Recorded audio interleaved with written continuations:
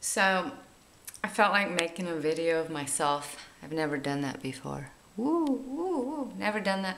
It's it's 5 o'clock in the morning, Friday morning, but technically still Thursday for me since I didn't go to sleep. And yes, my voice sounds like this from screaming at Spencer's birthday party. Went to Spencer's birthday party, had a great time. Mike Terror Band was awesome. Spencer was playing the guitar. It was awesome. Everything was fine and fun.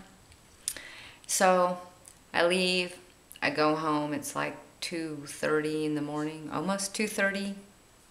I'm pulling into my neighborhood. I see this truck just sitting at an intersection, like out in the intersection, just sitting there running. And there's a guy passed out in the driver's seat, just like laying there, like just passed out. So I was like, what the fuck? And I started to just drive home, and that's what I should have done. Okay, well, no, that's kind of wrong. I shouldn't have done that, but I wish I would have done that because I would have gotten home sooner. So I was like, I waited for a little bit, like 10 minutes to see if the car was going to move or anything, and it didn't. And I was like, oh crap, like what if he had a heart attack or something? Or like got shot, because well, you don't normally see people just like laying in the intersections like that. Usually, I mean, there was like a drive-by or something. So I called 911, which I've never had to call 911 ever before in my life. So, and they were like, oh ma'am, don't go near the car, it's dangerous, but we want you to wait there. So I was like, okay. So I drive around the car, I give them the like street names, license plate number and all that, and they're like, you're right there by the car? And I'm like, yeah. And they're like, and the car's not moving? And I'm like, no, like nobody's moving, somebody's passed out, but I couldn't tell if it was male, female, or whatever. And I get off the phone with them, and all of a sudden the car just starts like, well, these two other teenagers went around the car real fast and they honked, and I don't know what happened, but the car just started like rolling, and I was like, it's rolling, and it just wouldn't stop, and it was like went into a street light where our pole was. I'm like laying on my horn. I'm like, oh my God, like they need to wake up. And all of a sudden they woke up real quick, and they like drove like all crazy, like driving over curbs and stuff. And I followed them a little bit. I called 911 back, and I was like, this car's driving all super crazy through my neighborhood. And then the car just stopped, and the ignition went off, and like nobody got out. So I was like, what the heck? So I parked in the back of it, waited for the cops, and they came, and like they opened the door, and two like teen men, you're not a man if you're a teen.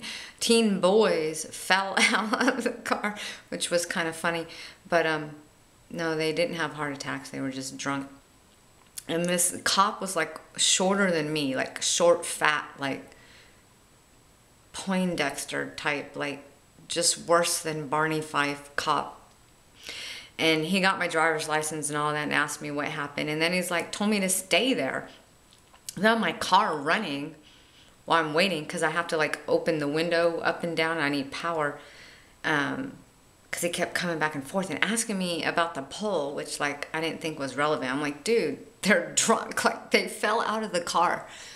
And then he kept giving them I think I would not pass that, but I haven't been drinking, I'm just tired.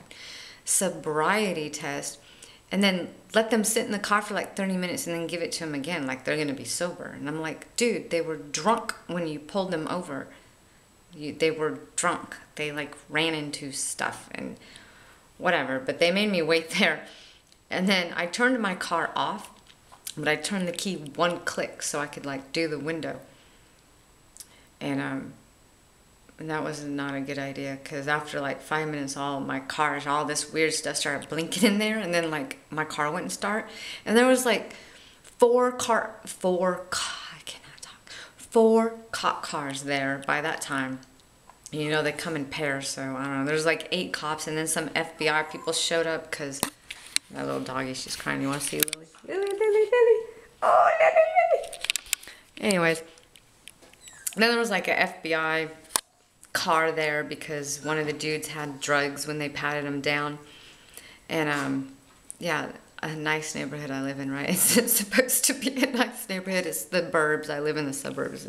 I got like drunk people falling out of cars and people with drugs. And none of those cops had jumper cables. Like, what kind of cop doesn't have jumper cables? There was a whole bunch of them. And then they were like, why are you going to call somebody to jump you? And I'm like, I don't have anybody to call. They're like, well, can't you know, like, call your husband, your boyfriend? I'm like, my husband's out of town. So I had to call Scott. That's one of Jason's good friends, ex-coworker. He lives in the subdivision. I sent him a text and he didn't answer.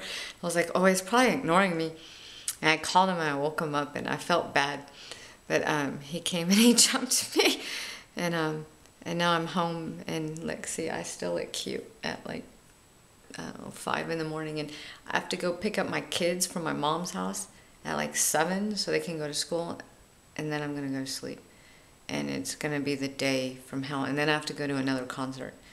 And so, yeah, this is me signing off from the night of hell. Well, okay, the whole night was not hell, but the end of the night was like retarded. But I feel good, though, because those 2 guys went to jail, and they had drugs, and they were drunk, and they were driving all crazy. They could have killed themselves or somebody else, or like drove into somebody's house in the subdivision and hurt somebody. So yeah, I feel good.